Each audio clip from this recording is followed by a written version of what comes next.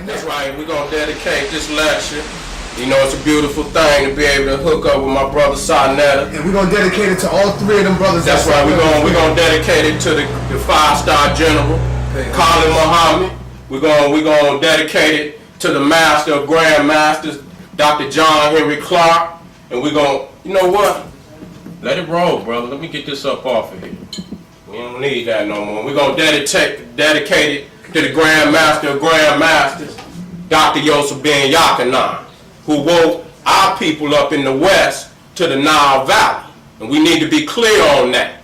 Dr. Ben, if it was not for Dr. Ben, no one would be talking about Kemet, the Nile Valley, or anything other than Frederick Douglass, Martin Luther King. It was Dr. Ben and Dr. Clark that woke us up to this knowledge that we have today. So we have to always pay homage to these Grand Master teachers. And one more thing, brother, I would like to say. You can cut that light off now, Donnell. Before you get started, brother, is that brothers always coming to me saying that Dr. Khalid Abdul Muhammad called himself a Moor. I don't have no problem with that. See, what you got to realize is that he never denied his blackness. That's right. He never denied that slavery existed. That's right. If he said he was a Moor, I guarantee you he was a black man first. That's right. And Moor second. That's you right. See what I'm saying? So I ain't got no problem with him saying he's a Moor. So what? But who said that he said he was a Moor? You know, the Moors always try to use that against me. But do they got anything? Yeah, he got a video saying. Yeah, he got a video saying that. But to understand how Khalid coming, he never usurped chronology. Right. Now, if you say in the medieval period of Europe we was Moors, I could understand what you're talking about because you stay in your chronological context. Right. But once you move out of that and try to take all of African history and put it up under Moorish history, you usurping chronology. Right. Now let me give you the spin on it, how Khalid look at it as well. Khalid will come to you if he's going to a Moorish event. He's going to come in as a Moor because he say all of that is us. If he's going to the Muslims event, he's going to say I'm a Muslim. That's right. If he go to the Nation of Gods and Nerds, where I got a tape on that too, he's coming in the 5% nation because Khalid don't separate. He's saying that all of us we are all one. Right. You see? That's right. Even the Masons. So that's what Khalid will tell you. Hold up. He would say, I'm a Moor, I'm a Christian, I'm all of that. All of that is me. That's right. You see what I'm saying? So it ain't just, I'm a Moor. That's not what he just said. All right, brother Seti, it's on you. Okay. Of course, you know, I'm going to give mad props out to my brother Seten for bringing me here, man, and helping me, you know, to make this possible because I couldn't do this without him. You know, he been, you know, giving me a lot of energy, man, to get out here and do what I'm doing. So, I mean, I was telling Seten that I was coming to Harlem, man, back 10, 15 years ago. I don't know how long he been on the street, but he was the only brother out on these streets doing this work. So you cats wasn't even out here. So you can say what you want to say. You knew Jacks to this game, but Seten been out on these streets since the beginning. So you got to give him his props, and I'm giving him his props. Now a lot of people, you know, I just want y'all to let y'all know that the thing that I'm saying not only because I read that Dr. Clark and Dr. Ben schooled me in this knowledge, but they also told me to go and see these things for myself. That was me at the step pyramid of Saqqara. This is me after I had been raised by the master teacher Asra. I was in the temple of Karnak. I also went down to do some comparative study down in Mexico while I was researching the Olmecs. This is me at the step pyramid of Pakal, which was an initiate priest over here in these areas that we call America today, and I did some research on him to show that the Nile Valley Africans had even come here and taught the so-called Indian. I want you to look at that stone, brother, that you're sitting on right there. That's indeed. Where's that place at right there, brother? That's the pyramid of Seneferu. Seneferu is the father of Khufu, and Seneferu built the world's first true pyramid. That's me and my queen. You know what I'm saying? She also been to the Nile Valley twice, and she been to Mexico once. Okay. You know, this is me at the pyramid field in Mexico, Teotihuacan, which they aligned those pyramids with the pyramids of Giza. So we're not just shooting off at our mouth. We got the mathematical and architectural science down to a degree, and we know exactly. This is me at Giza, and I had there's the Grand Master teacher, Dr. Yosef Ben Yakanau, whose tutelage I done been up under for now 20 years. You know, I didn't just jump under Dr. Ben. This is me being raised by the master teacher, Asra Kwesi. I was on the dead level. You understand? And my brothers came and they grabbed me in the lion's grip and they raised me up to a living perpendicular. And this is when I became Seti. And that's me at the Grand Lodge of Waset, and I'm taking my oath. I got my wasket, which is my priestly collar on, and I'm standing before our brothers and sisters, and I'm giving my oath to them. So that's my layout as far as why I think that brothers and sisters should at least take into consideration what I'm saying. This is my spiritual father, Seti. If you look right there, that's Man Ma'at Ra. And this is Seti. That was his royal name. And Seti was one of the first kings after Akhenaten that came upon the throne to make a correction of what Akhenaten had done. Akhenaten was a weak pharaoh. When he came on the scene, he shut down the temples of Amun or Amun. You understand what I'm saying? And under his rulership, all of the Asiatic colonies that our African ancestors had through their spreading of culture and spreading of civilization under Akhenaten, we lost all of those Asiatic colonies. And they were even at the door trying to come into Kemet. And it was Seti who came upon the throne to make that correction. This is his tomb in the Valley of the Kings. It was the most extravagant tomb in the Valley of the Kings. So when you see how they carved down in these mountains, not only the pyramids, there is no place on the planet Earth where you can go and see for yourself the actual fact of the beginning of civilization. No one else was using technology to this level. And why is that? Because the Africans was dealing with this technology for hundreds of thousands of years. And they have perfected it, which enabled them to build on this level. Now, a lot of people want, you know, they was calling me out by my name, Seti. And a lot of people don't understand that Seti, in various passages in the Book of the Dead, was a righteous deity. See, they don't understand the rituals. Only it's in certain rituals where he has become an enemy to Osai. But that's only in various passages. In many other passages, he's a divine deity. Because we don't think that our brother and our Pharaoh Seti would name himself after a demon. We're just going to have common sense that when he comes to the throne, that he's not naming himself after a demon. So you see right here, you see Set and you see Heru. They both have their hands on his crown to show the balance in the laws of opposite, that you needed both. I had to show this. This is Seti on the wall. And Seti is, again, he's a war Suten. He's come back to correct a lot of the wrongs that was made under Akhenaten.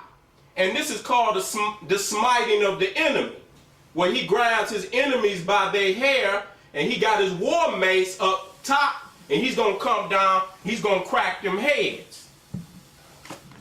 This is another image of a Suten, the smiting of the enemy. All pharaohs had to take this position. You understand what I'm saying? Kemet, you know, we got to be real. A lot of our brothers today, because they're so scared of the peckerwood, they don't want to deal with this fact that the Kemetic kings, the Nubian kings, were warriors. They were not burning incenses. They were not reading horoscopes. They were not lighting candles. When it came to defending the nation, that was one of the primary roles of the Suten, was to step up and defend the kingdom. Here again is a smiting of the enemy. And here, right here, you see, this is a image of Amun with the Kopish which is the war sickle. And he's handing it to the Suten and giving the Suten permission to go to war. And again, this for my brother Amun that's right here. This is Amun or Amun, same thing. See that co-piece? It's a sickle. That's for severing of heads. So when people call on Amun or Amun, you got to understand he's a war deity. First and foremost. That's why he got that co-piece in his hand. And what is the co-piece for the people that's the sickle. That's the actual name. It's like a machete that we use today. Right. But it got that sickle on it because it's easy to sever that head. Head off. You understand what I'm saying? This is Ramesu, or what they call Ramesses the second. Again defending Kemet. That's Ramesu or Ramesses again.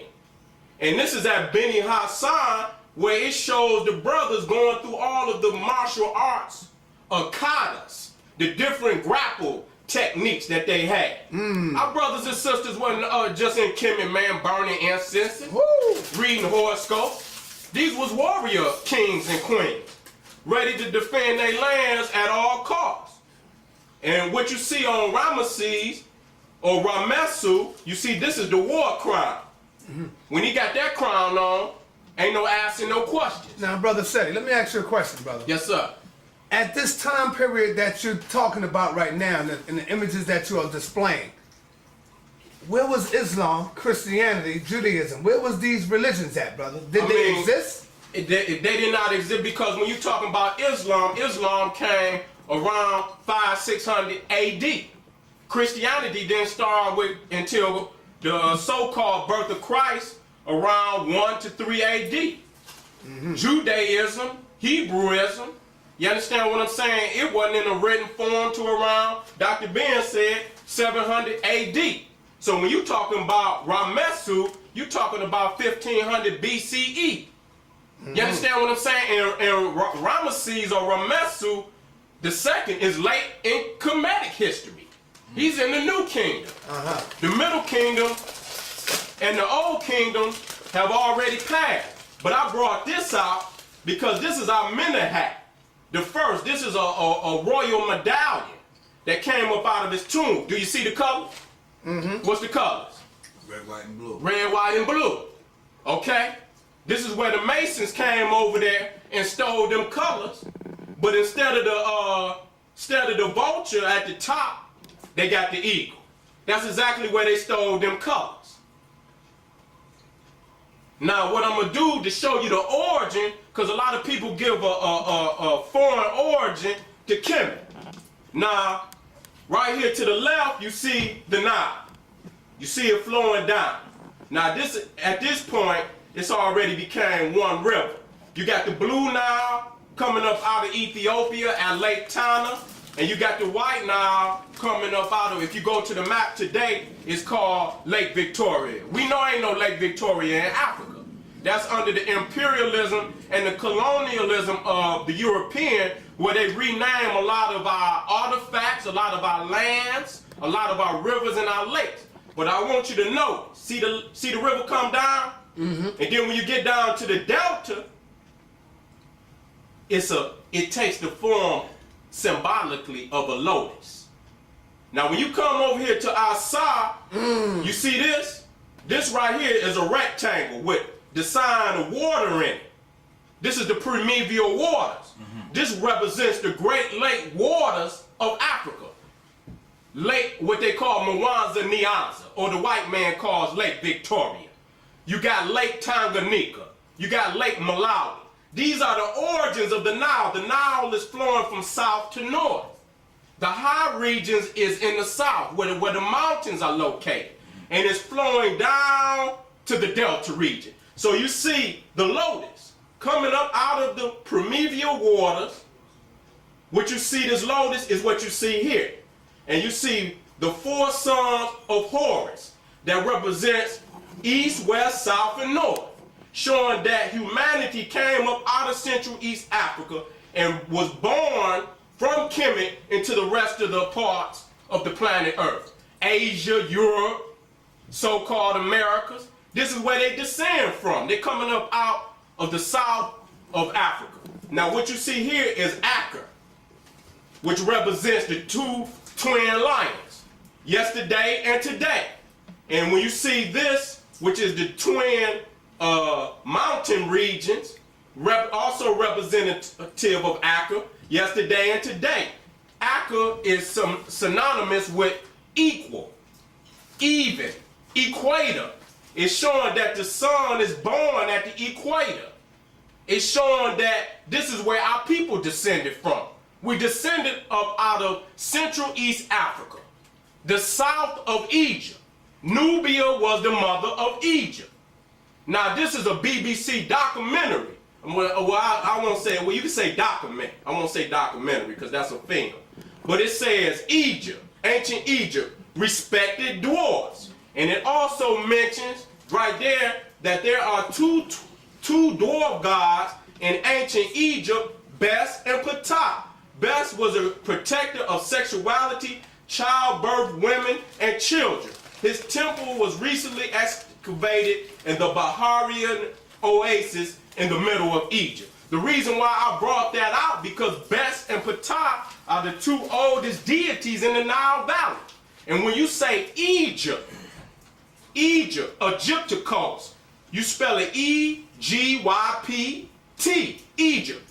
The P and the T is the first two letters of Ptah. Egypt Ptah. That's where it comes from, Ptah. So that lets us know when the Greeks named that land that they knew that the origins of Kemet came up out of the south. Because they named it after the Twa. They named it after Ptah.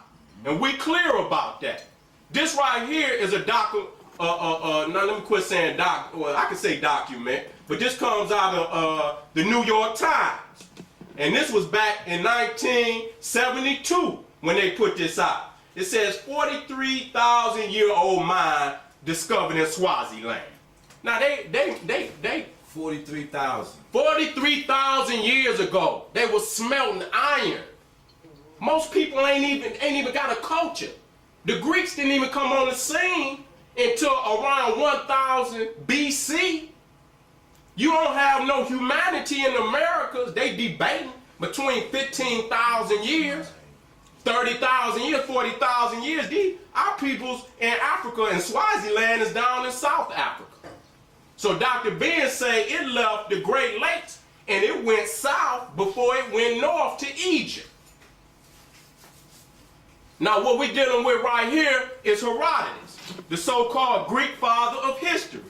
He lived around 450 BC, and he was an eyewitness. He went on an exploratory fact-finding mission to write down the history of the world. And when he went into Egypt, this is what he said. The Egyptians, they went on to affirm, first brought into use the name of the 12 gods, which the Greeks adopted from them and first erected altars, images, and temples to the god.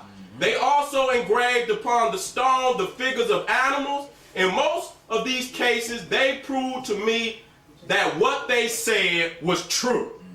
And they told me that the first man who ruled over Egypt was men, and that it was in his time all Egypt, except the Thebaid canton, was a marsh. So what he's saying is that Egypt at one time was a part of the sea. It was a part of the sea. But during the inundation period every year, when Egypt floods, it brings down a lot of silk out of Ethiopia. And over these hundreds of thousands of years of that silk coming down, depositing in the Delta region, the land came up. The land formed because the silk kept building up and building up and building up. So at one point in time, it was a part of the sea. You talking about upper and lower? Lower Egypt, Alexandria, the portion that's on the Mediterranean right now. It was a point in time where the the Nubians had documented that land was not even there. It had just recently come into being. And when I say just recently, we're talking about tens of thousands of years But when the silt would come down, it would just load up and load up and load up, and eventually the land came up out of the water from the silt coming down the Nile. So when did ancient Netahapi, when did he play his part in that? Hapi is a southern deity. Hapi existed before Kemet. Okay. All of these deities existed before Kemet. They existed in Nubia. You understand what I'm saying? And when they went into Kemet, they took their deities with them. So Hapi was it, and what it says, Morris, this lake Morris, then showing itself above the surface of the water. This is a distance of 7 days sail from the sea up the river. So he was saying that primarily Cairo, what you call Cairo today, that was underwater. It didn't even exist. You understand what I'm saying? It was a part of the sea. And what he says again, what they say of their country seemed to me very reasonable for anyone who sees Egypt, not nobody just reading, anyone who sees Egypt, because when I was flying over the Delta region, right down there by the Mediterranean, you could see it looked like weak land. You wouldn't want to be walking on it. That's what I'm saying. It looked like it just come into being. Yeah, you know what I'm saying? You don't want to be walking on it. Without having heard a word before, must perceive if he has only common powers of observation, that the Egypt to which the Greeks go in their ships is an acquired country, the gift of the river. That the silt coming down the river for all them hundreds of thousands of years filled that water until it became land. The same is true of the land above the lake to the distance of 3 days voyage. So just like when the Moors get to talking about Tamori, and I'll pull Egypt off the damn map. I'll pull it up off the map. Now what you got? You understand what I'm saying? It's just really Kemet just came into being. It was not always a part of African society. It's the last civilization on the Nile that came into being. Now, what he says here, this is on the medical, some knowledge on the medical history of the ancient Egyptians. The Egyptians have also discovered more prognostics than all the rest of mankind besides. Whenever a prodigy takes place, they watch and record the result. Then if anything similar ever happens again, they expect the same consequences. So there it is. They showing you that our ancestors was not just guessing. They was documenting history. And they was showing, even with the astronomy, they was showing that as you move into various, what you would call, I think you would call it, what is the word that they would call it? Where you got the zodiacs, you got 12 zodiacs. As you move into each zodiac, it has its own characteristics. In certain zodiacs, we up, certain zodiacs we down. The water will rise higher in one zodiac period than the other. They had documented it. Do you understand what I'm saying? So when our ancestors told the Greeks, they told the Greeks, y'all will always be children because y'all ain't got no records to tell y'all what's gonna happen. So y'all gonna fall for the okie doke all the time. We ancient. We know what's gonna happen before it even happened. Because we done seen it so many times and documented it. You understand what I'm saying? They done been, now the great year is the sun's revolution, where it makes one complete revolution. It's about 25,000 years. At the time of when they showed the iron mine, that's 43,000 years, they had almost been around there twice. Well, if you just take 43,000 years, so they had been around the great year at least twice. That's 50,000 years they done been around. The white man just got history 2,000 years ago. So we done seen it so many times that we know what's gonna happen before it happened. It's not a guess period. It's not a guess period. What he says right here, this for the white boys, this is what he said. Thirdly, it is certain that the natives of the country are black with the heat. Hold up, say that again, man. Thirdly, it is certain that the natives of the country are black with the heat. And who's saying that? Herodotus. Now see that? The Moors are scared to say that word black. 450 years BC. Look at that. You understand what I'm saying? He documented it. Now this the Great Lakes region. This is Mwanza Nyanza, which the white man called Lake Victoria. This is Lake Tanganyika, and if I'm not mistaken, this is Lake Malawi. And Lake Malawi got more varieties of fish than any lake in the world. And this is all fresh water. I want y'all to know that. That's all fresh water. So you can imagine this is the reason why humanity started in this region. Because you can look at all the rest of Africa. I mean, even though they got periods where even Egypt was lush, but this is where it started at. And they call this the Great Rift Valley because you can see where Arabia broke away from Africa. And when it broke away from Africa, it tore up a lot of land in Africa down in this region. So this is a valley. So these is the mountainous region.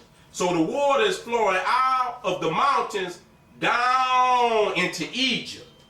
So even from a geological perspective, Ethiopia, Central East Africa, is the mother of Egypt. Because they can dam this river anywhere up in here. And they could cut Egypt off. Because the only water that Egypt got is the Nile River. So if they dam that river, that's military science right there too. That's why they fighting in Darfur right now. Because they want more of that land. Because, you know, our brothers and sisters still got the ups on them over there. If they dam that river. Again, this is showing the upper, what you call upper Kemet, Tamari. This is Thebes is Waset. So when he say the Thebaid Canton, he's saying that this region right here, the sea almost came down here. In this region. That what you see, Saqqara, Giza, Memphis, this was underwater. It was underwater at one time. And that the silt over thousands and thousands, hundreds of thousands of years came down there and filled that water in. And it became land. Again, this is Kemet. This is a nice view of it. This is the Sinai, what they want to call the Sinai Peninsula. These mountains right here is where Moses supposedly, Mount Sinai, where he went up and got his 10 commandments. He never left Egypt. And I don't know why they say that. I mean, you can walk right out of Kemet and go into so-called Israel. Let's be real. Egypt ran all that. Nile Valley ran all of that.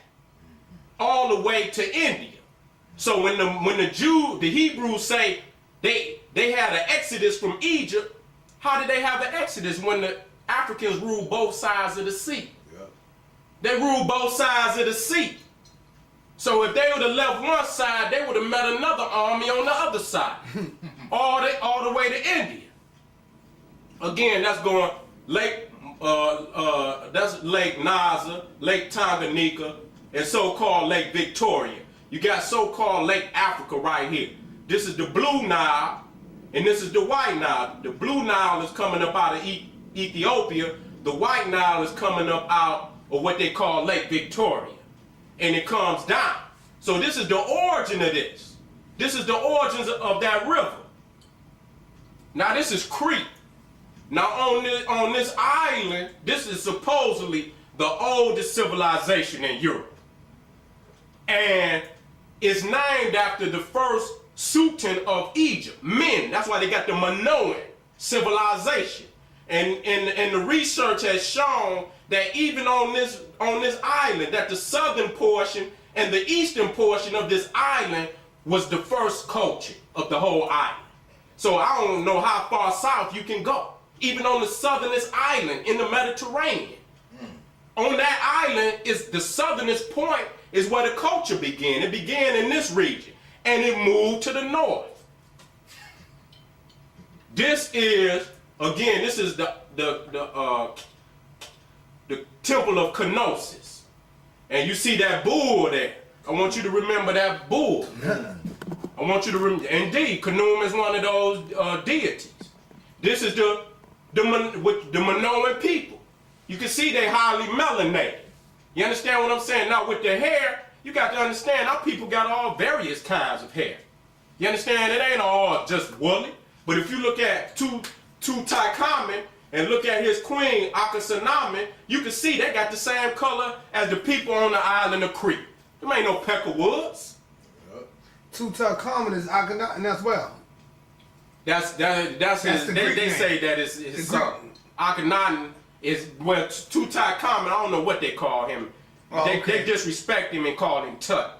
Okay. But his whole name was Tutankhamun, or Tutankhamun. First he had I-10 on his name, because he came up under Akhenaten's rule. That's Akhenaten's daughter right there. All right, Nefertiti. That's Akhenaten is Nefertiti's daughter. Okay. Okay? That's Akhenaten and Nefertiti's daughter. Okay. So, again, going through the matrilineal system, in order for him to become king, he have to marry one of the royal women. You see what I'm saying? The woman is automatically born a queen through bloodline.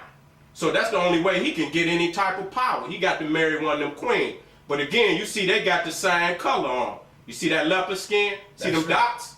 I want you to remember that them dots over there, that leopard skin. That's the bull. That's on the island of Crete, the Minoan civilization. Here's the bull in Kemet. It's the Apis bull. They got the same religion. You understand what I'm saying? They got the same exact religion as they worship in the same deity. This is on the island of Crete. That's that leopard skin. Remember that. In Egypt, you see that leopard? That's a symbol of the priesthood. You'll know all the priests because they're going to wear that leopard skin. Now this is in America. This is Picard. Now when you compare him to Tutankhamun or King Tut had his royal mask, so did Picard. And you see him with the jaguar skin. You see him with the jaguar skin. And this is also out of the Americas. Here's the leopard, here's the jaguar. You go into Southern Africa, you see our brother still wearing the leopard skin. This is the Grecian god Dionysus wearing the leopard skin. Now, for the people that's watching this, what does that leopard skin represent? It represents power. If you understand the cats, the different in the cat family, they say the leopard overall got more stamina, more strength, more speed than all the cats. The lion is the strongest by far. Okay. But see, a leopard can take an antelope and climb up in a tree with it in his mouth. You understand what I'm saying? And jump up in the tree. And ain't gonna be struggling. He can take his food up in the tree. And they the most craftiest of the killers. Because a leopard will hide on you. And you can't hear him coming. And when he up on you, it's over. Right. So he's the most craftiest. Now you see Bess. Showing you that, the Twa is in Central East Africa. He got the leopard skin too. He got the leopards. That show you where it come from. Right. It come out of the south. And it moves down into Kemet. You understand what I'm saying? Now, when you go into India, you see the followers of Shiva. She's wearing a tiger skin. You understand what I'm... And you see her followers. Now, this imitation, that show you how, the craft when it went into certain lands. I mean, he couldn't even hunt no tiger. He just put an old fake, you understand what I'm saying, carbon copy of a tiger skin. But the symbolisms is still there. As the craft or the educational system of the Nile went into various lands, they didn't dominate the people and make them pick an animal that wasn't even a part of their continent. They chose an animal that was powerful in the land where they come from. The tiger was the most powerful lion or cat in Asia. So they picked the tiger. In Americas, it was the jaguar. Now again, you see the brother in Kemet with the leopard skin on. You see Amen. You see Ra. Well, anytime you see that sun, that's Ra. Hold up. What else you see though? What you see him sitting on the square. You see him sitting on the square. This right down here represents Ma'at. Anytime you see that, because all the pharaohs had to rule in the teachings of my eye. But I also want you to check out that red, black, and green. Oh, indeed. We always had the red, black, and green too. All these colors, man, were already in existence. So you'd be surprised how many of our brothers you don't know who is crab. When I say crab, all they can think of is the peckerwood. But do you see anything up here belong to a peckerwood? Mm-mm. The craft came before the white man stuff. So here, this is in the Americas. See, they got on the jaguar skin. And you understand what I'm saying? This is what was the dominant cat in these lands. Again, you see him with the jaguar skin on. And we come back to Bes.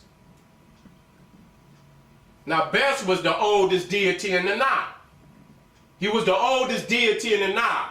Now, I don't know if I put it up here, but if you look into the middle of the so-called Olmec calendar, the Mayan calendar, which really is the Olmec calendar, you will see Bes in the center, sticking his tongue out. That's how you know it's Bes. This is Ptah, which the Greeks named Egypt after. Egypt Ptah. So they knew when they came in, they knew where the origin of Kemet came from. You got the Moors talking about in the one, I think it's in, I don't know if it's the circles, I think it's the 7th circle Quran, where they say that the Canaanites colonized Egypt. They always look, that's why they call themselves Asiatics. Because they want to look for a foreign source to the civilizations in Africa, which we know now to be totally false. Again, see Bes sticking his tongue out? You see the leopard skin again, right there. This is the Twa. These is what you call waskets, or them royal necklaces that the pharaohs was wearing. They was the ones making all of the jewelry. When you look at the golden mask of Tutankhamun, it was these Twa that was making them a lot of that jewelry. Now you see Bes, he throwing up the first black power sign in the history of humanity. Look at it. Whoa. Look at it. See him black? Now what I want you, when you pay attention, you show me when you see any deity of the Nile Valley that's not got melanin in it. Most of the times it's going to be black. Again, I went over that, showing that Bes was the originator of that leopard skin. Here's Ai. This is Pharaoh Ai. And he's doing the opening of the mouth ceremony on Tutankhamun. Tutankhamun has passed at this time. And the Pharaoh that precedes you or comes after you, he's the one that does the opening of the mouth ceremony. And what that does, that opens up your mouth to be able to speak in the netherworld. Until he does that, you silent. So that brother got to hold the line. He got to come and do that ceremony. But don't he gets acquainted with Ampu? He does, but that brother got to open up your mouth before you can even do that. Okay. Now what this shows here is the gold deposits in the Nile. At this, right down here, this is Nubia. This is Nubia down here. So this is showing you why the Twa was the masters of the jewelry, making all of the gold masks, the gold sarcophagus, because they was the ones that was mining all the precious minerals. You see the gold, these are the two major gold deposit in Nubia. You don't see nothing down in Kemet. Even the granite that they built the pyramids, they came from right here. They had to float them blocks all the way down the river to right here. Because this is where the granite was. Who you think was cutting the granite? The Nubians. Because they have been dealing with it for hundreds of thousands of years. Now this right here is a news clip from BBC News. And it says, to boost for out of Africa theory. And what it says is that the theory that the ancestors of all modern humans came from Africa received a boost on Thursday with the publication of supporting research. Scientists based across Asia and the US, the UK, examined the Y chromosomes of more than 12,000 people from across Asia and found no trace of any ancient non-African influence. They found none. None. So they all come up out of Africa. They teach you that in biology. They teach you that. The mitochondria. That's right. Mitochondria dates back to Africa. That's right. So what these Moors talking about then? I don't know. If they say science, I came with the science. So there it is. So this is some more information on it, and what it says is that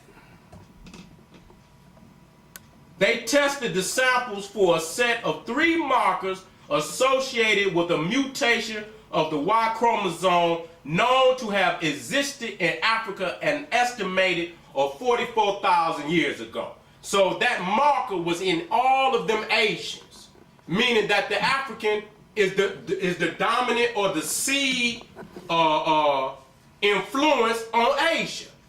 DNA traces Chinese back to Africa. Genetic researchers say they have found fresh evidence that Chinese people are descended from Africans. The findings also add new weight to theories that all human life began in Africa. Academics from the University of Texas and their colleagues in China studied 28 population groups in China and concluded that most, if not all, had their genetic origins in Africa. Seti didn't do it. Sinetta didn't do it. Amun didn't do it. It says the Americans along with the Chinese. Now this is the brother Sarcestris, who ruled in the Middle Kingdom of ancient Egypt. And this is who Herodotus said had conquered even up into Georgia. He had went even up into Georgia.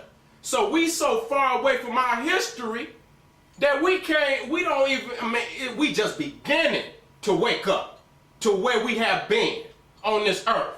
When you talking about Egypt, we got to understand Egypt ran the whole entire world, just like America running it today. There was no continent where Egypt had not dominated for a long period of time. And I notice, Brother Seti, the Moors always say to you, why do you always got to go back to Egypt? Why do you always got to go to Egypt? We was all over the planet. Now, you know, they always say, why you always going back to Egypt? Why it always got to be Egypt? We was all over the world. Well, Egypt is, when you dealing with our culture, and we fallen as far as Dealing with Egypt. okay, that's the pyramid of Saqqara, built in the 3rd dynasty. No, we was talking about why do you always go back to Egypt? I mean, why I go back to Egypt, look up on this screen. Okay. Because the physical evidence is just so overwhelming. That's where it started. You know what I'm saying? If you're trying to convince your brothers and sisters, man, that there's loss to the knowledge of self, you got to show them powerful images. And there's nothing more powerful than the images in Egypt. Okay, so what do you say about law? Where does law begin? I mean, Nubia is the first established government on the planet Earth. It's the first established government on the planet Earth. That's where it began. And it even began before Nubia. But what I'm saying, based off the documents where we know for a fact that it's on record, on the stone, on the papyrus, that this is where it began. This 2700 BCE, this was built by the high priest, first grand master of masonry in history for the Suten Zolja Netherket. This is the first building to be built above ground, made out of stone. That's kind of stupid. Made out of stone right there. Now what you're looking at right here, that's a mastaba. That's a single story. Flat, a mastaba is a flat roof single story. This is what Imhotep stacked. He stacked mastabas on top of mastabas on top of mastaba, and he built the step pyramid of Saqqara. Now if you look, this is how, when you get in these step pyramid, you can see that they built a shaft about 90 feet down, and to the left right here, you'll see the sarcophagus of the Suten, of the royalty of the queens, over here. This is a mastaba. This is a single story. You see the wall, the temple wall that surrounds the mastaba to keep outsiders out. This is where Imhotep stacked. So I'm showing you the evolution of the pyramid. That they started with the mastaba. Then they moved into the step pyramid. And I need to show you this because when we get to the Americas, you're going to see that they didn't have no evolution period.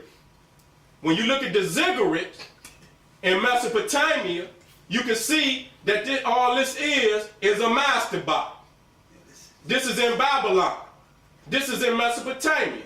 So when the Africans went into Mesopotamia, this is the knowledge that they took. But the one thing about this ziggurat is that it's made out of mud brick. Ain't no stone on this.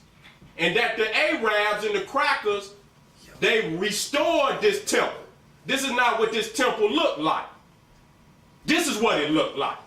So when you get down to the Americas and you get in Asia, they done restored a lot of them temples to give you the illusion that they was, that's how they looked from the beginning. That's that same ziggurat we was just looking at. This is what it looked like when they found it. Because they didn't have the same technology as the Africans. So how you gonna say you Asiatic? That's weak. When the knowledge went into Asia, it was weak. They didn't have the same technology. So here you see Mesopotamian ziggurat of Ur. Before restoration, the illusion has been revealed. Now this is the pyramid of Meidum. The Suten of Pharaoh Huni in 2599, 2575 BCE. His son Seneferu, he did also some building on this pyramid, but from the step pyramid of Imhotep, this is when they start pushing to the true pyramid. They didn't finish this pyramid. So this shows you that what they was trying to do was fill it in. They was going to fill it in just on this same diagram, but they never got to it. Now Seneferu started on this pyramid. They pushing to the true pyramid. I'm showing you the evolution so you don't think no damn alien or nobody came from outside of Africa. I'm showing you how they evolved. They went from the mastaba, single-story flat roof, to the step pyramid, to the pyramid of Meidum, to this one, the bent pyramid. Now they tried to pull it off, but they was off by some meters, and they had to go ahead and finish it because they knew they weren't going to be able to pull it off. That's the bent pyramid of Seneferu, 2613, 2589 BCE. Now, Abraham didn't come into Egypt until around 1675 BCE. So why do they keep saying that Abraham brought knowledge into Africa? That's a damn lie. Once you know chronology, you can shoot that down. An elementary school student could shoot that down if you got the dates. So this is the red pyramid of Seneferu. This is the pyramids you seen me sitting on. You seen me sitting on this pyramid, on them blocks. And this is the red pyramid of Seneferu, the first true pyramid in world history. 2613, 2589 BCE. Now if y'all just want to be on point about it, a pyramid comes to a point, geometrically. It ain't no pyramid unless it comes to a point. So if you want to be technical, Egypt is the only nation, and Nubia is the only nation that ever built a true pyramid. Again, this shows the bent pyramid of Seneferu.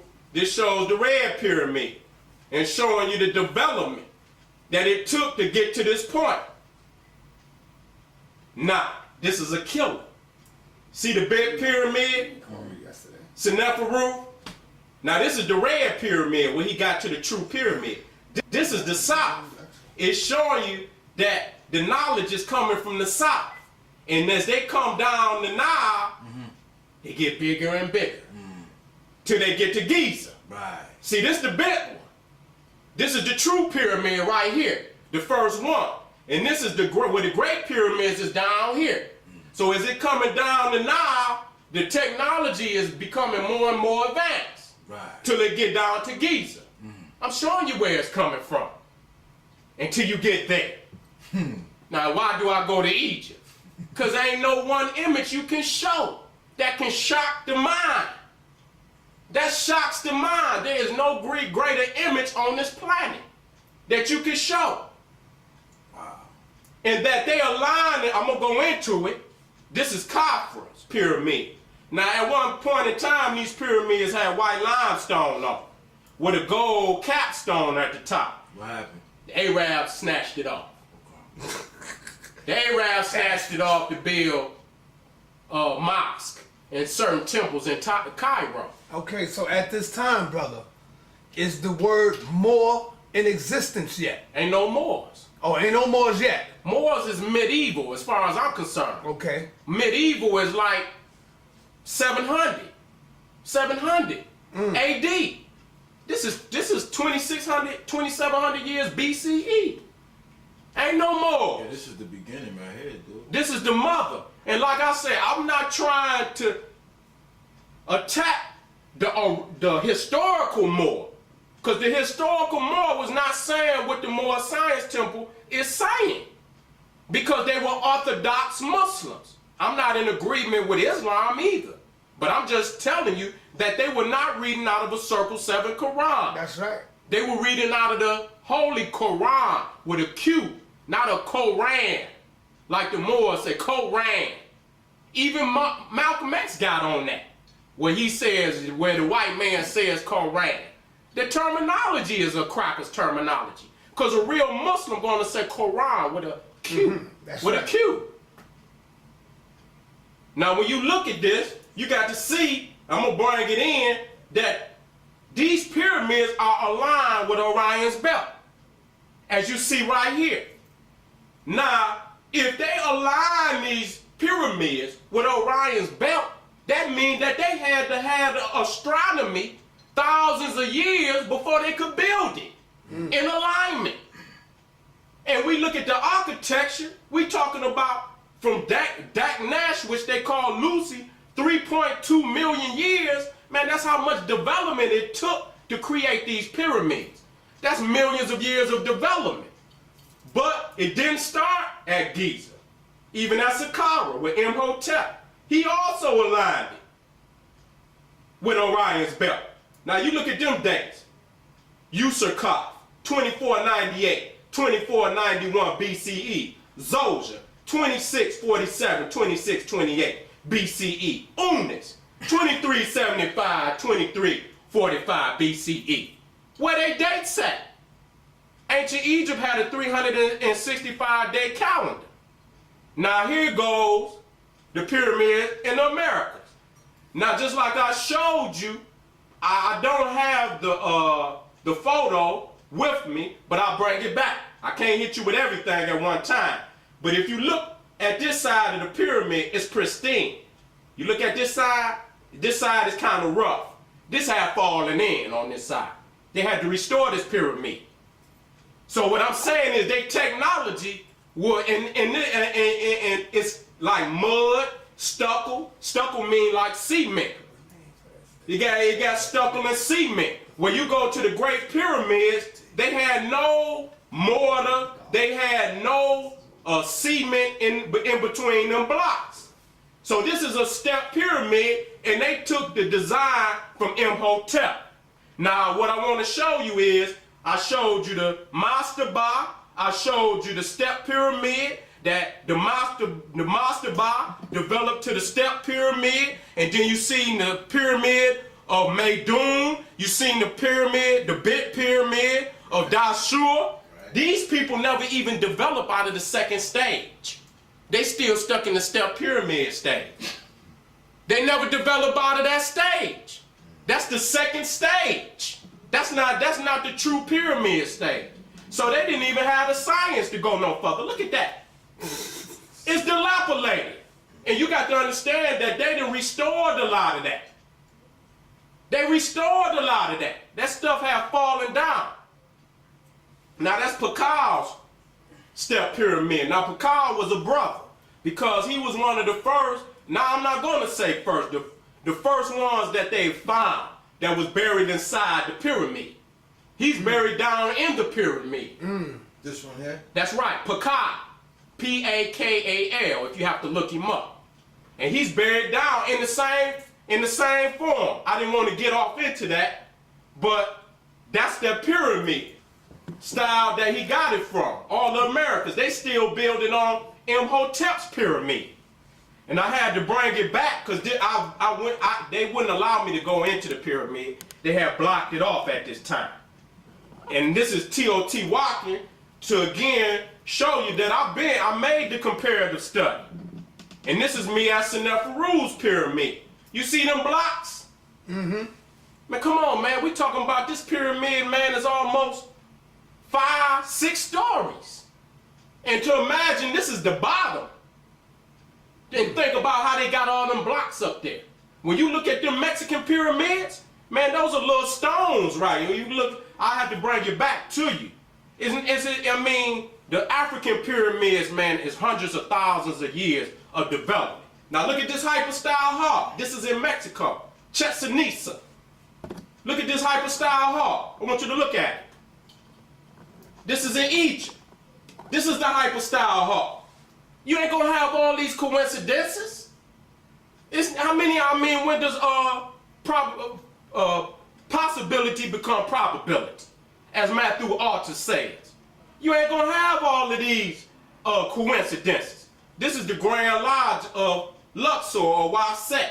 But this show you the level of technology. The Africans in Egypt, that's why I got to go to Egypt. Because it was the jump off point. It was the apex of African civilization. Right. This is where we reached our zenith. When you go, if your babies go to school, you don't tell them go get a D. Tell them go get an A. Mm-hmm. That's the highest standard that you can get in the cracker system or I ain't gonna say any system, but this shows you Teotihuacan. And this shows you the pyramid Khufu of Giza. Man, look at that. It'll smash it. And these are solid stones, but this is little rubble and rocks that they put. I'm not saying these are not our brothers, but I'm showing you who the master and who's the student. The Mexicans didn't have that kind of technology. This was built in 100 AD. This one was built damn near 2600 BC. That shows you the length of time, even how more ancient it is and how more advanced the technology is at the same time. Again, this is Teotihuacan. And as big as that pyramid is, they still on the second stage. They still in the step pyramid stage. It ain't even a true pyramid. It's not even a true pyramid. Now look at Khufu. See that? It comes to a point. You see that? That's a point. That's a point. And these are solid stones. This is masonry. This is masonry. It's no comparison. Now, this is Teotihuacan. Now you see this ceremonial, this is right here is the pyramid of the moon right here. But see the ceremonial opening right here? You see an altar right here. Now you look in front of Saqqara, you also see this same ceremonial opening. You see this is where the priests did rituals. They did ceremonies. A lot of the altar been removed from this particular pyramid field.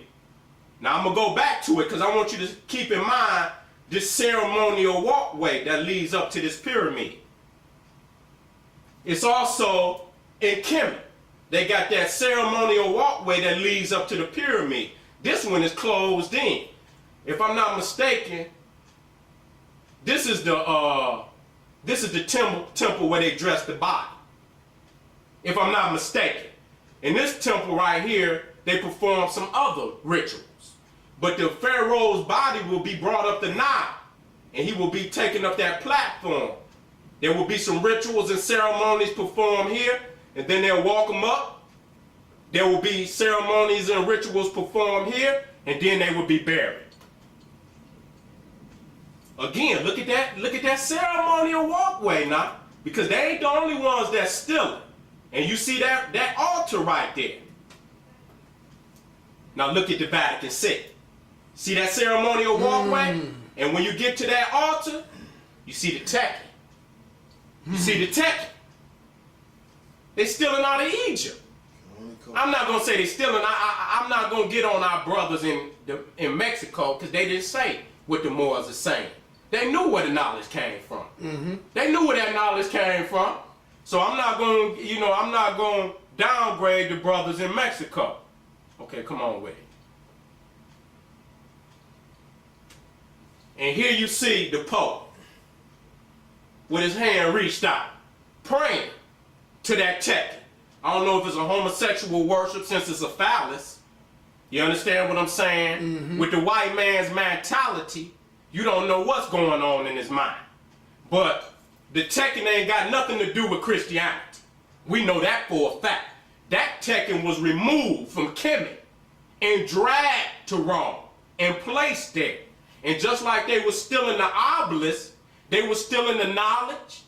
They stealing all the artifacts, the mummies. And all of this took place under the fairs ran Turks and Arabs. Now look, this our Sara. He's been, when I was raised up, this is that same raising. He's being raised from a dead level to a living perpendicular. And you see his phallus is erect. That means he's resurrected. Black was the color of resurrection. It was the color of resurrection. He ready to pass his seed. When you see an erect phallus, he's ready to pass his seed. It kind of remind me of myself. Oh, God. Man, look here, man. Brothers come like that. Why you think we invented drawers?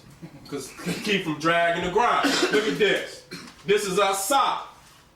This is our sock. See that brother? Okay then. When the white man came in, he tried to remove a sock and replace him with Serapis. Now again, this is Mentuhotep. You hear the Moors talking about this is a fez. No damn fez. You can see how it comes down over his ear. It's also a portion that's connected to the top and it's not oval. If you're looking at it, it's not oval. Now if they stole out of Kemet and used this as the basis to construct the fez, that's one thing. Because the crocker's been doing a whole lot of stealing.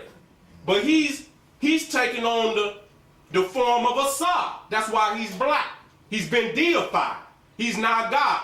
This is Tutankhamun. And this is his Ka statue. And his Ka statue means he's alive. This is what he looked like when he was alive. You know how you know? Because his left foot is forward. If you ever see, anytime you see a statue and the left foot is forward, that means they're living. If they're dead, both of the feet will be together. That's how you know that they're dead. So that kills that. And that's what the Catholics copy. That's Peter. Because they were stealing from Egypt. Now, if it wasn't divine, why would they paint Peter black? Talk to me. They know where they stole that knowledge from. That's Peter again. And he got the crown of Upper Egypt on his head, but he's black. And he even got woolly hair. Nah, this is men. Men are men. Men is another form of Amen, or Amun. And you'll see him with his phallus erect. He's black. He's black. There's no doubt about it. Here again, this is Amen. You see, what color is this? It's black. You ain't gonna never see no white deities in Kemet. This is a Sar again. He's black. The Lord of the perfect black. Now I hear the white, they say, well, he got on a white crown. Our ancestors didn't demonize white totally, but in certain situations, like I like my teeth white. I like my teeth white. But that if a black man see white spots on his skin, he diseased. He diseased. You understand what I'm saying? They didn't demonize white totally. You understand? They had certain reverence for white. But when it came to the skin, I'm going to get into that. Asad. We didn't make this. This is the original colors. He's black. This right here is Mentuhotep. He's drinking from the sacred cow, Heru, because she's the goddess of life. And he's deified. That's our great queen, our most Nefertari. That's the great, either the great grandmother or the grandmother of Hatshepsut. She's the matriarch of the 18th dynasty. Of the 18th, that means, let me see, what kings that I could call out that people, I would have to get the chart to give you the names, because I don't want to be incorrect. But I know that she's the matriarch of the 18th dynasty, that blood flowed through her. And that's Hatshepsut's great-grandmother or grandmother.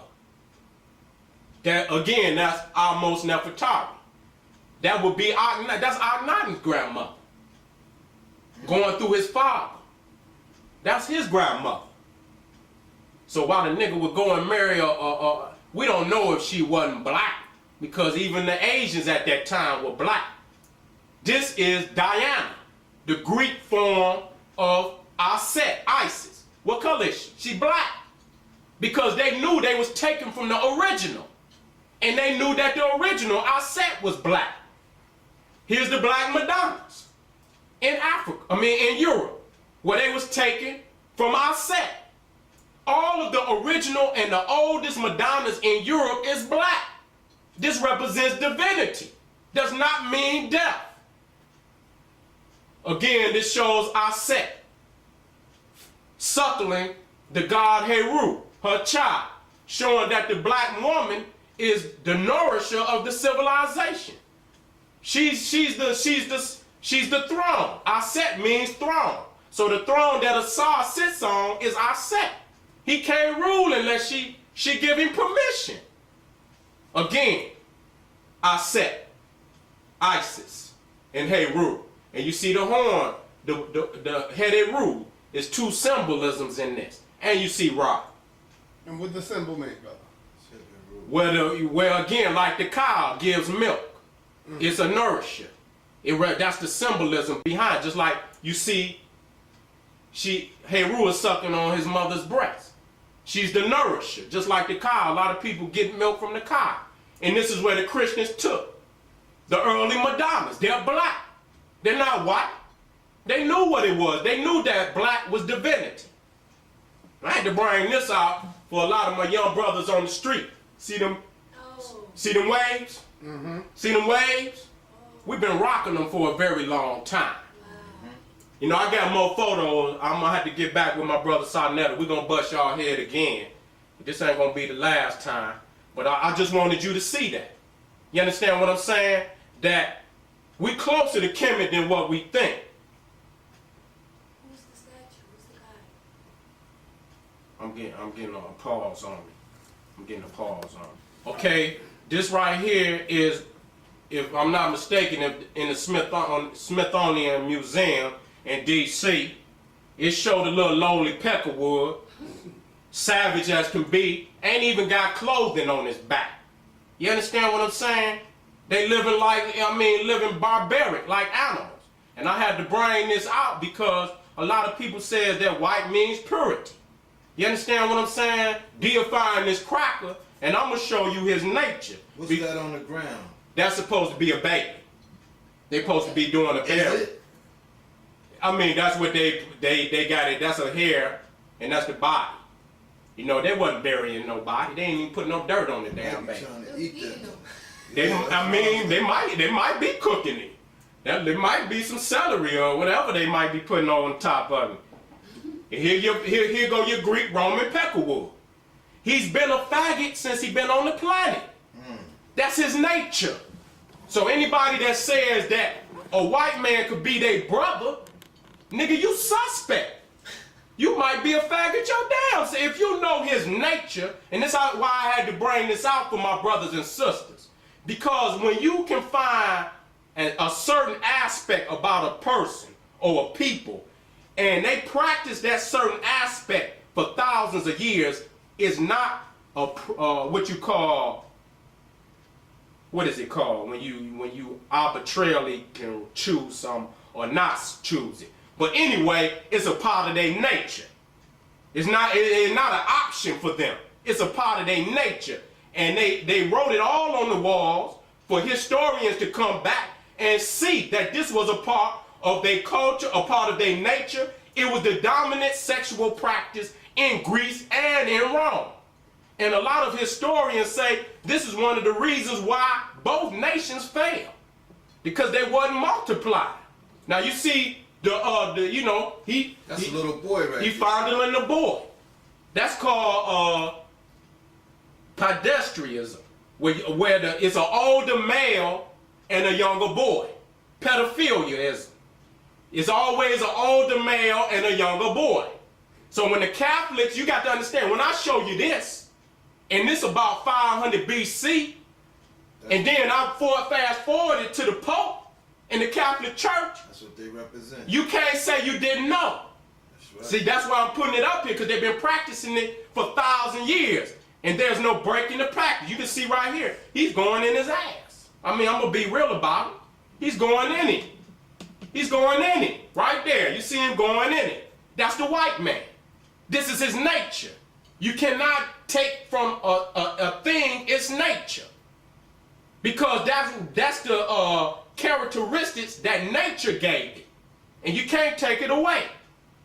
Look at this. This is a white man with a dog's phallus. I ain't gonna get out cold.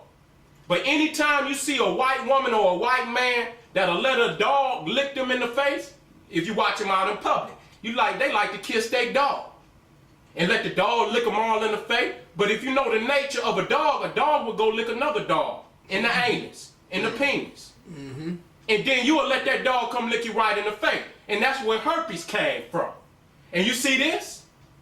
And this ain't all. See him this is a horse. And he putting it in his anus. Huh? I told you. Didn't I tell you you thought right. it was a female? I knew You that right. was a dude. That's a horse. That's a man. Yeah. He letting the horse go in his ass. This is his nature. So when you gonna spew the white man's law, you can't separate this act from his mind state. Because the same mind that will do this, the same laws that these Moors are reciting, that's the same man. Faggots. You can't separate that. Look at this. This is a dog going in the water. And I got so many of these, I can go on and on with it. Now, you see right here, this woman is with a centaur. In Greek mythology, that's half horse, half man. You may favor, go back to that other one. I can't go back. You can't? I can't go back. But at the end, I can go back. Okay. Because I ain't. Again, you see the young boy. What is he doing? What is he doing, man? Sucking him. A giraffe He's sucking him dick. off. That's like a antelope. That's a deer. That's a dick. Sucking the deers. What is that, man? That's bestiality. So they teach their babies at That's an where early. that term comes sweeter than deer. Lord have mercy, man. You got to let it be, man. You know what I mean? Now, I thought I moved this, but this good. Now look at it. He got all these young boys, butt naked, and he cringing.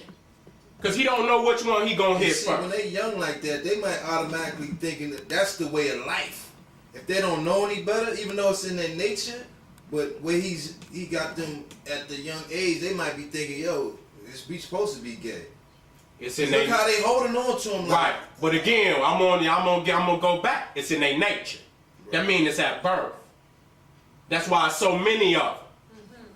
Now, you ain't gonna get it. I mean, we all had troubles in our life. So you mean to tell me they was waiting to come out the womb to suck a dick? Man, listen here. It was if you go into the Greek history, they tell you how the fathers and the mothers groomed their sons to be with the Grecian kings. It was an honor. Right. You understand what I'm saying? Now here you got this cracker going in the go. This is the same cracker law that these Moors is saying they spewing. For all you eat meters, And so what I'm saying is you cannot separate this from his law because it comes from the same mind. The same mind that would make this cracker go in this goat. He's the one that created all these laws.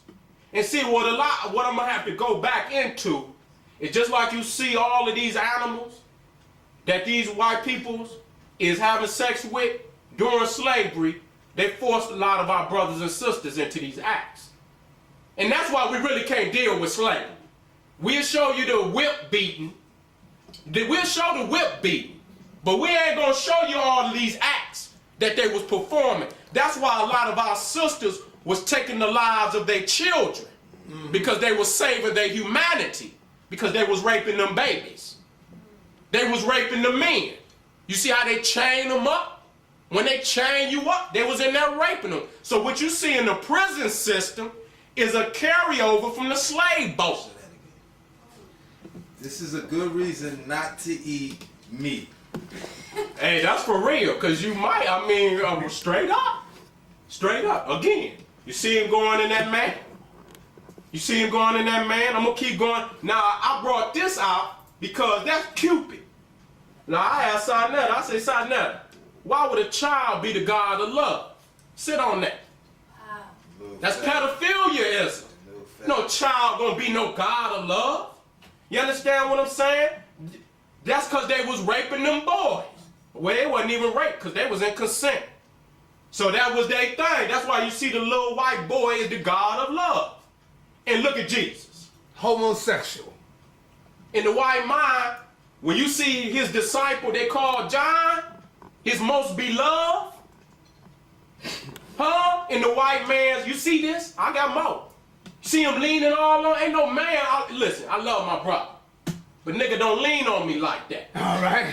You know what I'm saying? Even if you crying and you hurt, I'm going to console you in a certain manner. Nigga, that's homosexuality. So the same mind that created all that Greek, that's the same mind that created that statue of Jesus right there. You see right there? That's John and Jesus as babies. Look at it. And she right over in consent. She in consent. Now what I want you to show you on this one is how they carry Cupid over into Christianity. See them little babies? Every time you turn on a Christian photo and they got the little baby angels? Yeah. That's Cupid. That's Cupid. They carry it over into the next religion. That's Cupid. That's pedophilia-ism. That's what it is.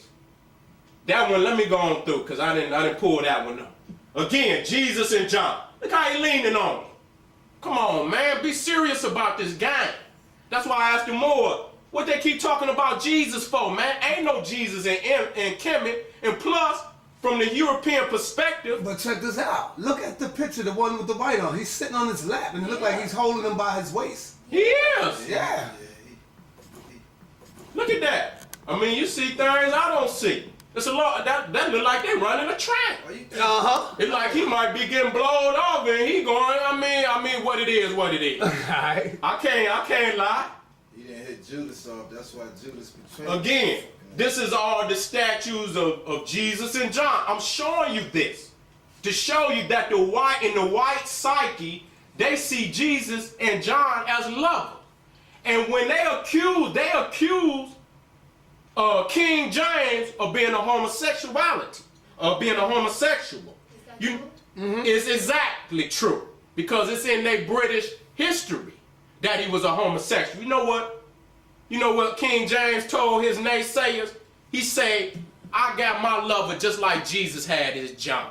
Was he black or white? He was a white boy. The Israelites say he was black. That's a lie. He's a cracker. He was a cracker. Come on out of here. Them Hebrew Israelites, they need to justify because his name on the front of their book. That's right. So you got to come up with some excuse for it. But again, I'm showing you this to show you that it's embedded in their psyche. Look at this, how he laying on it. John. Ain't no man. That's why they be using certain words. I'm going to the John. Nah, you see him? He about to go in that sheep. He a rat. He about to go in all this symbolism I'm not going to deal with. All I'm going to deal with that is that. He about to go in the sheep. This the white mind. This the white man's, the same mind that will create this, created that law. So you can't separate the white man from his actions, his culture, because it all come out the same mind. Here go your Turk, here go your Arab. For all your Muslim, your Islam, whatever, however you, the Turks, he got his pants down. He a wreck going in the donkey. You going right in the jackass. I didn't do it. Seti didn't do this. Sanetta didn't do this. Our moon didn't do this. We just bringing the actual facts up here. He's going in the dead. He's going in the dead. This is the Greco-Roman. To show you that this is a part of their nature. He can't separate. He can't help himself. Again. Oh, I shot past that one so fast. Lord have mercy. But this shows you right here. This man got a strap on the sheet. That's Gene Wilder. Gene Wilder. He got a strap. He about to show enough ride this sheet. He done set up the gear and everything. Noise, bad. Just to show you that it's still with us today. This albino in Africa. You understand what I'm saying? This shows you what the sun does to now this is my brother. I love him. He's still African. But I got to, deal with the science of this. That in Africa, white means certain death. Anytime you get around that sun and you ain't got no melanin, you in trouble. That's how we know there was no Europeans or white people or Caucasians in Egypt. Because even when I was over there, they was fleeing from the sun. But this shows you what the sun even does to our albino brothers and sisters. And don't get me wrong, I'm not attacking my brother. But from a scientific basis, I got to show you what white is in Africa. See this? This is what the sun did to that sister. Now, I'm not attacking my sister. Right. I love her. But this is what the sun. So after our ancestors had seen what the sun does to our albinos, those Africans that got albinism, it became a symbol of death. You see that? That's right in his act. That's science. They try to say we talking what we say metaphysical. That we going into the metaphysical world when we talking about the physical world. In the physical world, white means death in Africa. Now, if you go up in the Caucasus Mountains somewhere where they got some snow and they skin can stand that environment, it may change based on your environment. But coming from our brothers and sisters in Africa, look at all them black. What shows that black is the dominant seed. Loving it. Loving the sun. You see that? And then this is what happened to the albino. I love my brother. I'm not attacking him. But the fact is, that's what the sun did to him.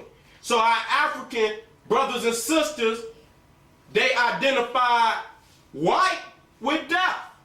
The absence of melanin. Now this is this sister's baby. I'm just showing you the seed.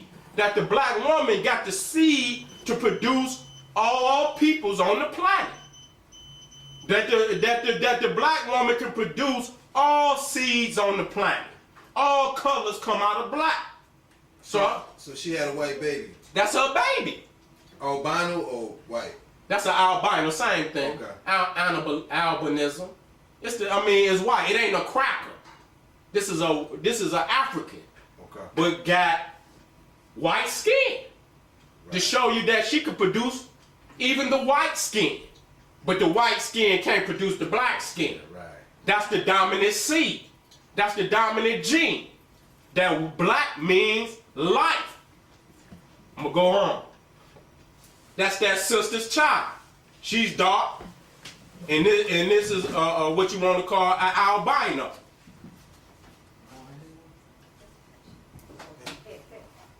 Again, this is a sister, this is her child.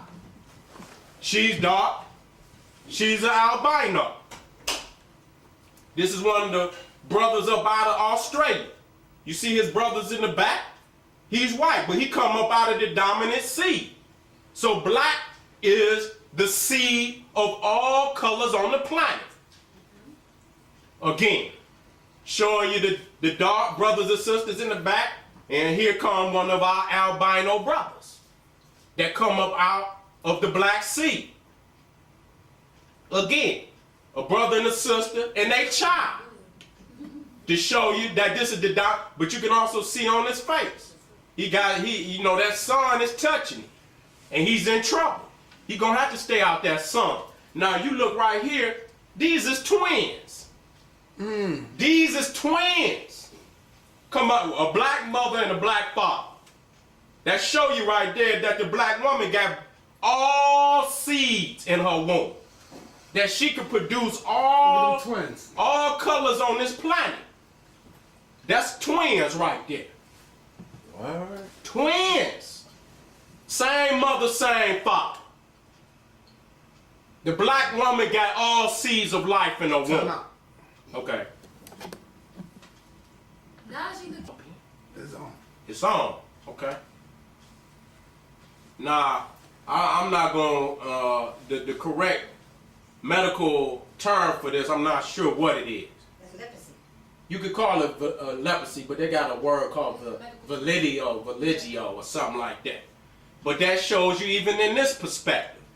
If you see this on your skin and you black, it's time to see somebody. You in trouble. You got something's happening to you. You understand what I'm saying? So in Africa, you understand what I'm saying? This was a symbol of disease, because you losing your melanin. You understand what I'm saying? You don't wake up, you black, and then wake up one day and you got white spots on your body. Just like I say, my teeth, I like them white. But my skin, if I see my skin turning white, it's a different rule. It's different rules to different situations. Right, just kill yourself, right? Look at this. The black turning white. So it's many ways that we can show that how the white come out of the black. From the seed of albinism, and even from what you want to call leprosy. You see how the skin is leaving and it's turning white. Ain't no African gonna say that white means purity. African gonna say, go see the doctor, something is wrong here. You losing your melanin. Now this goes back into the Turks. Uh-oh. Now, this is this Turkish Arab. When you want to know why the mummies is on display, why you want to know why all these peckerwoods around the world got our ancestors on display, why all of our obelisks have been taken into Rome, into England, even in Central Park with Cleopatra's Needle.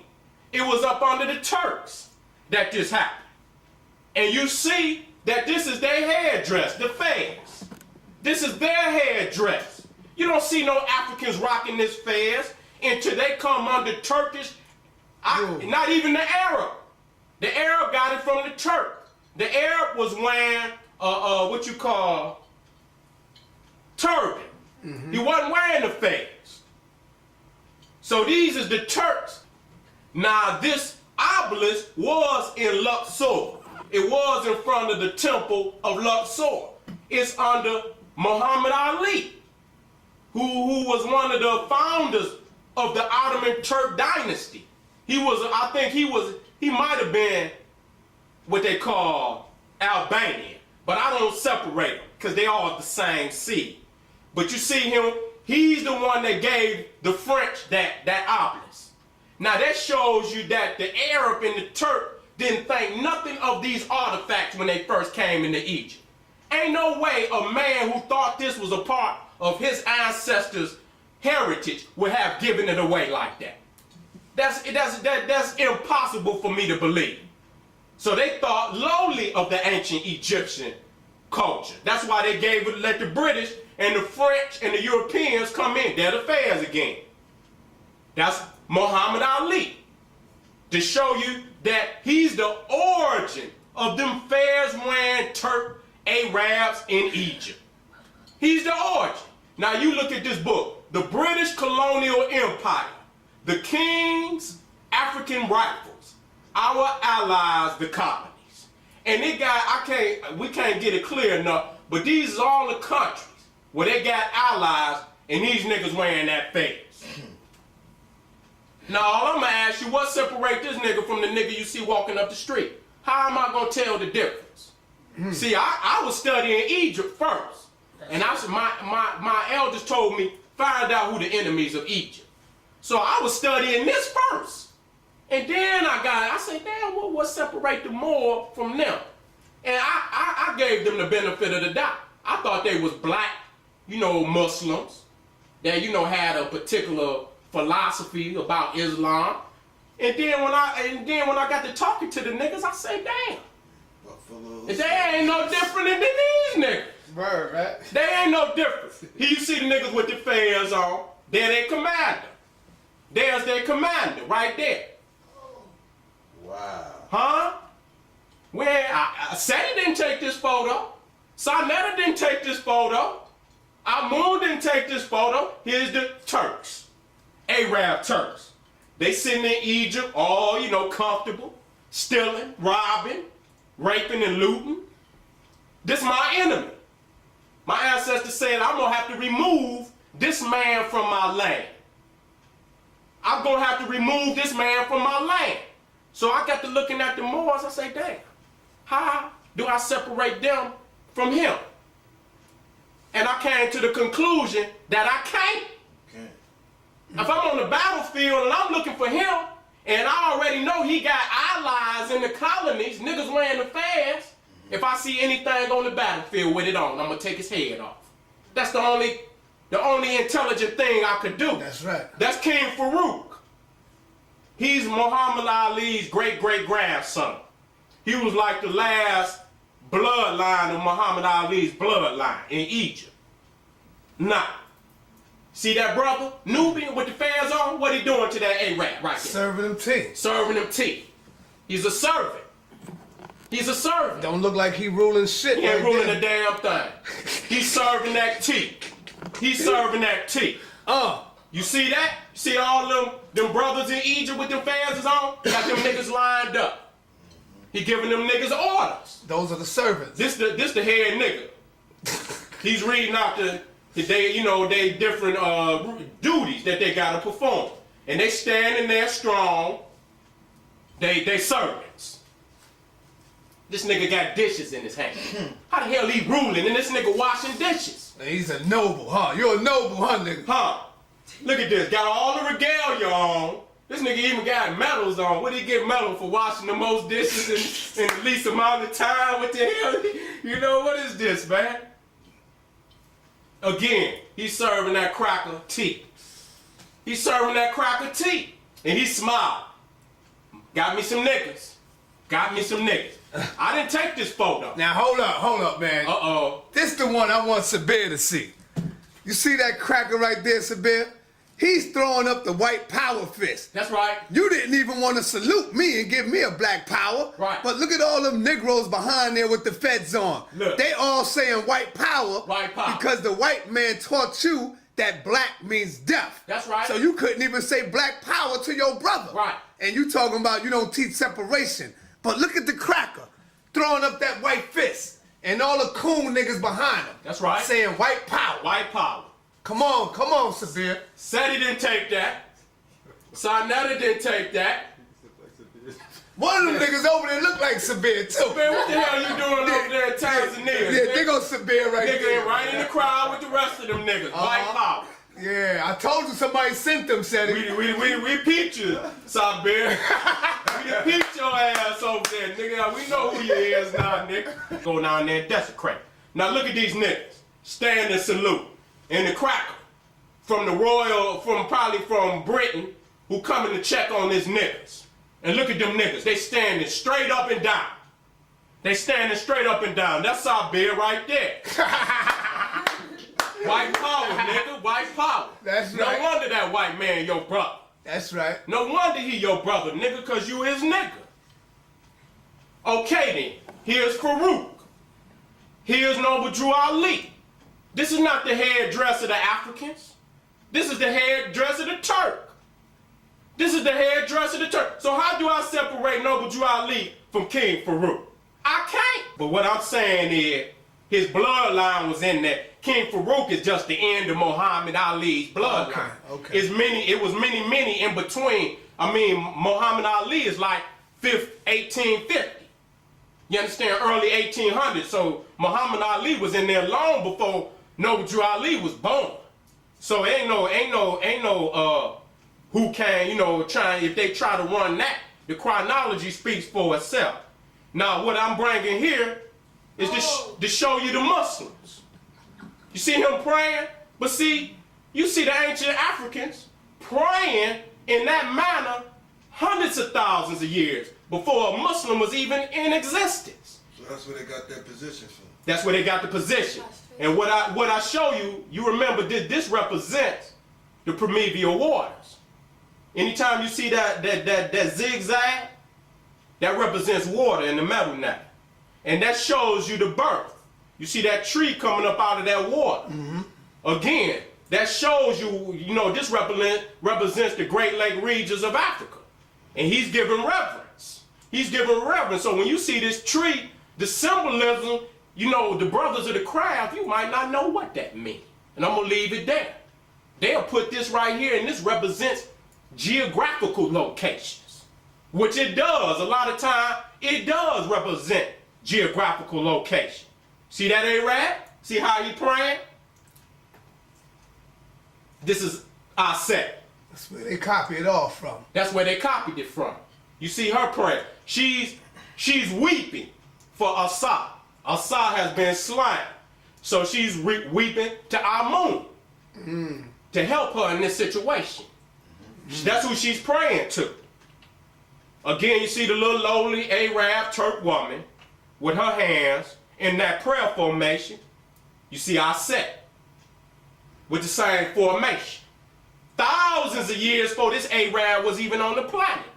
They just got Islam around 700 AD.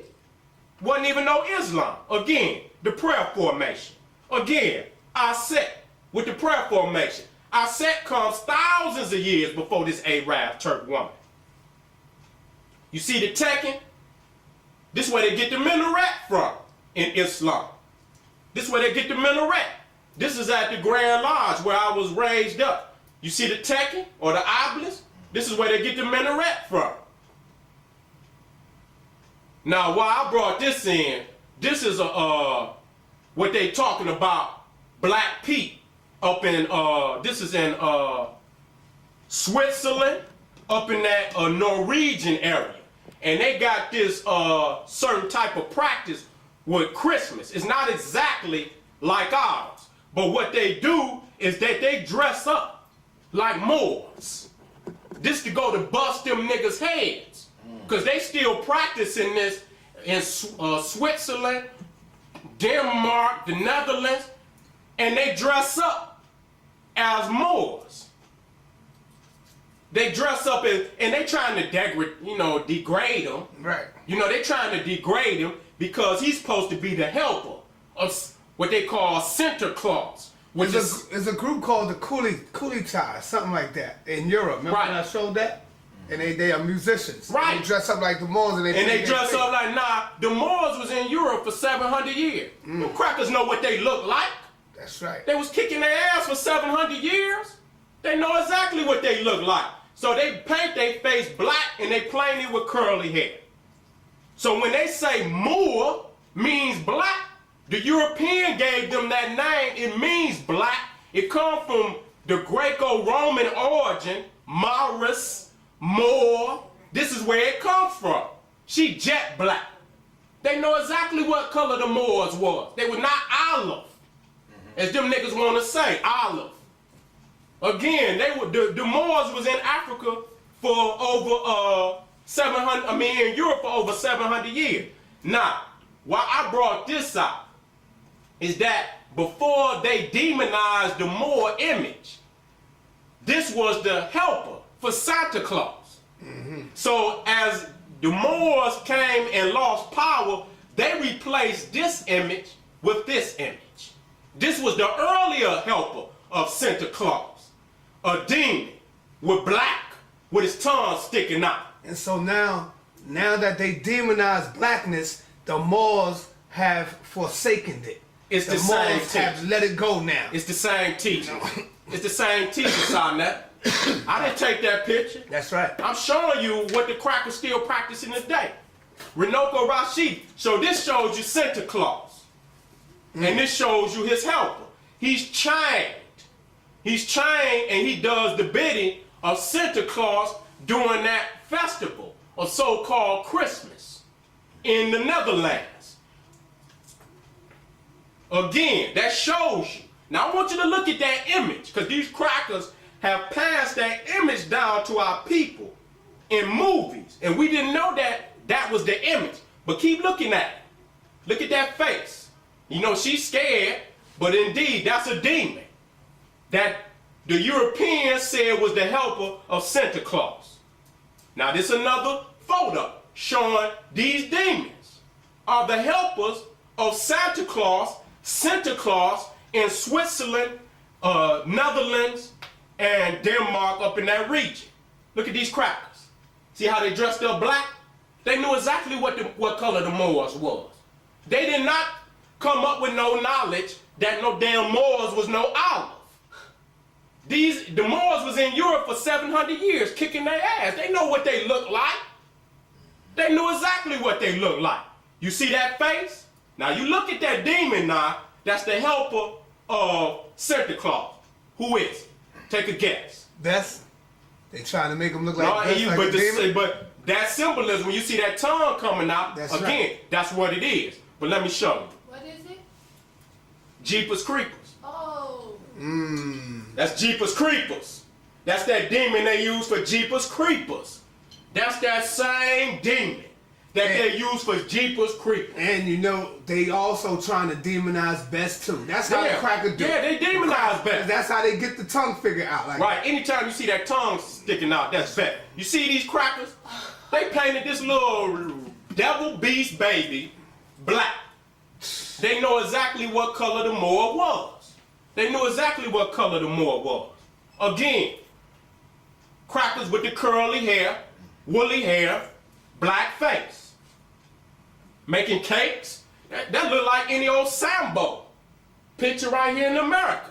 Red lips, black face. That's a black face, like the crackers paint their face black. So I'm showing you that this is the dominant culture in Europe.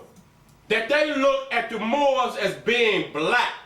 And here are babies out there in the parade, unaware of this knowledge. And they got his hat on. They didn't have to paint their face. Right. Because they already the color. But you see, he got the hat on. She got the hat on. So that lets us know they was black. Because they didn't have to paint their face. Indeed. Wasn't no olive.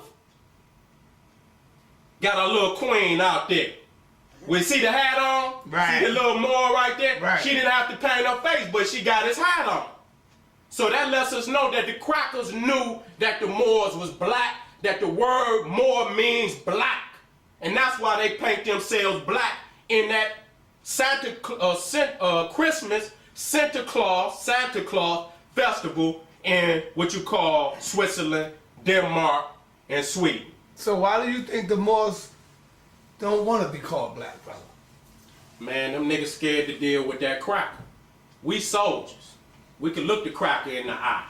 They can't look the cracker in the eye. You understand what I'm saying? Mm-hmm. And plus a lot of them pay. You can't, all this information, this information was passed down to me, bro. You understand what I'm saying? Uh-huh. Wait a minute, let me see if that... All right, my brother. What I want you to see right here on the left is one of our historical Moor brothers. Look at the turban that's on his head. That's the traditional North African Arabic turban, which we know that the historical Moors were Orthodox Muslims, that they didn't read out of no seven circle Quran, that they wasn't running around talking about Jesus, Buddha, Confucius was no prophet, maybe Jesus, but most definitely not Buddhist and Confucius, and none of these other so-called prophets that's in the Circle 7 Koran, with a K, not a Q, not a Quran, but a Koran, which ain't no Muslim gonna say. If you look at his turban, and you look at Noble Jew Ali turban, it's a Hindu turban. It's a Hindu turban, man, with the feathers sticking out, and what them Hindus do, they put a precious stone of their choice in the middle, depending on what clan they come from, or so on and so forth.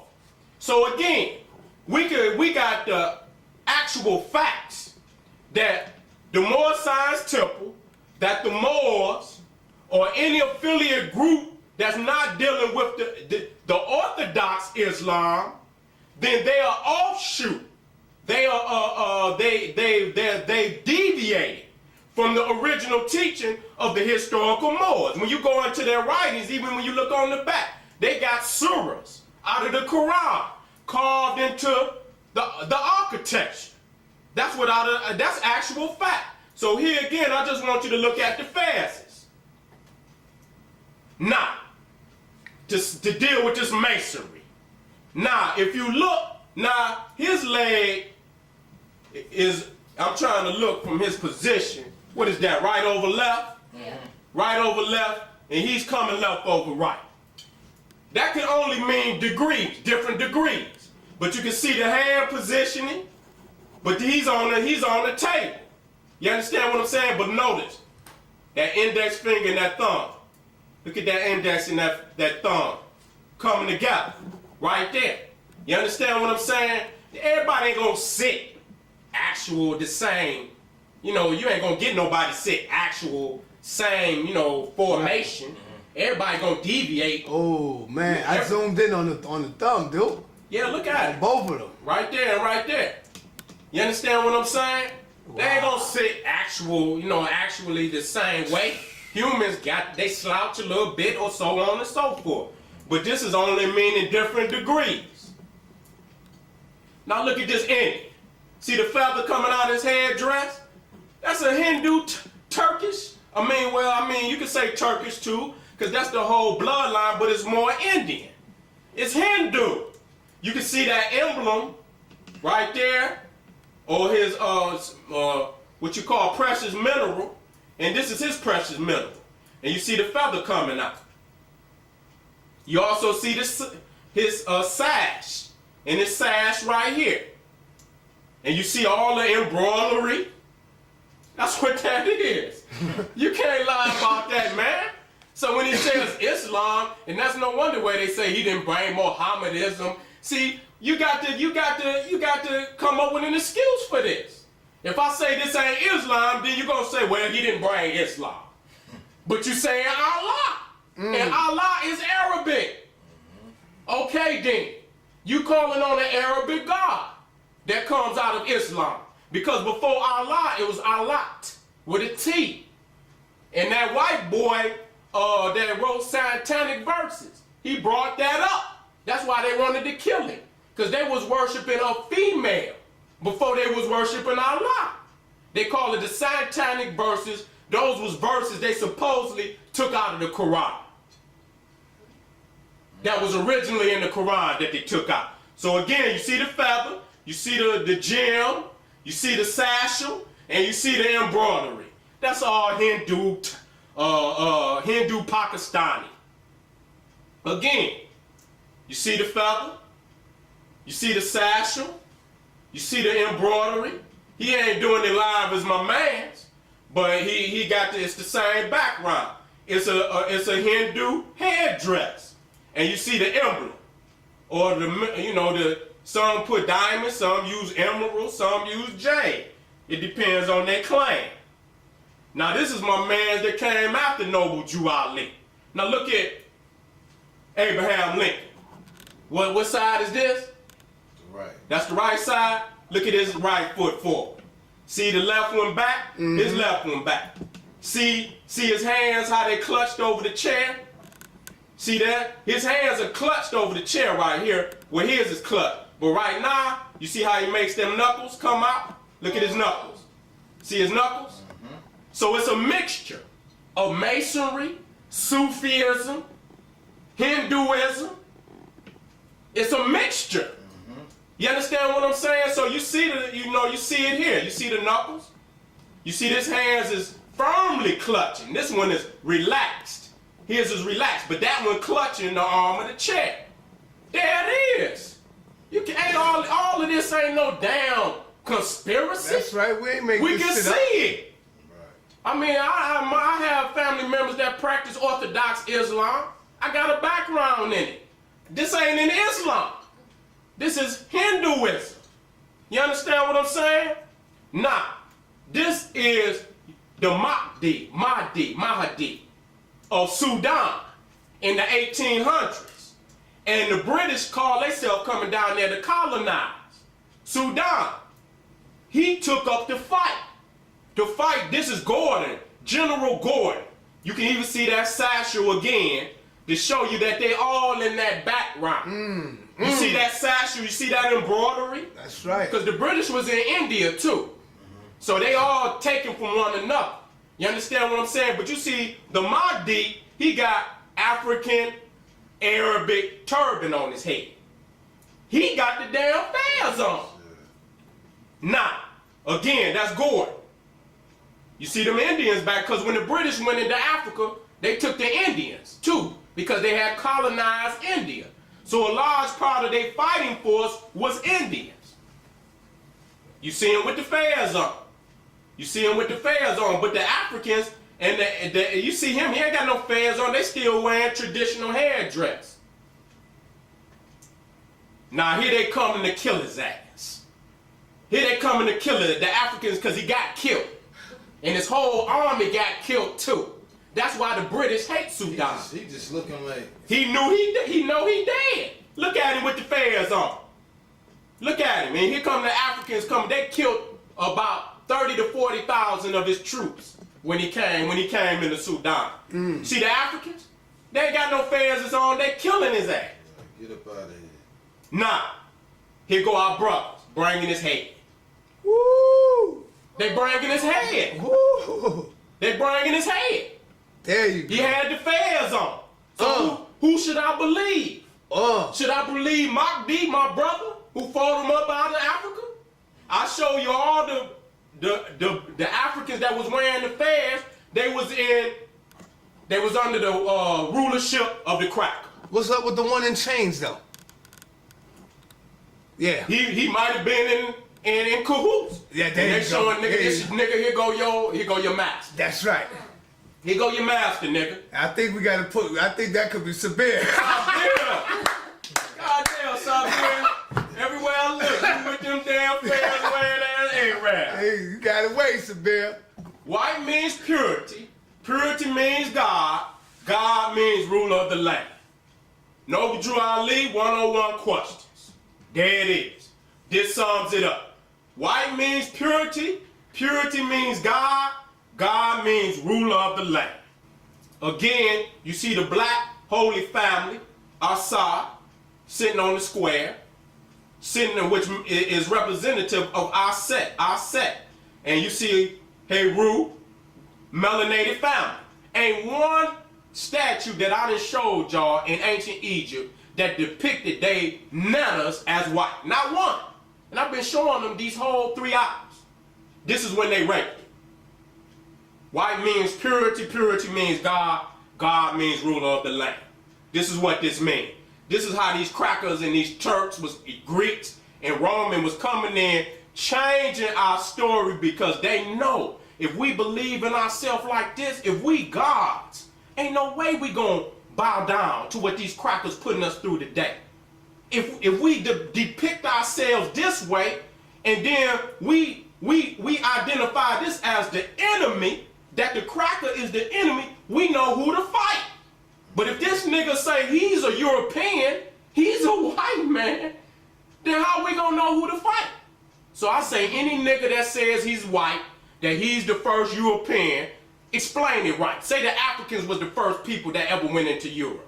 But it wasn't no Europe at the time. The terminology didn't exist.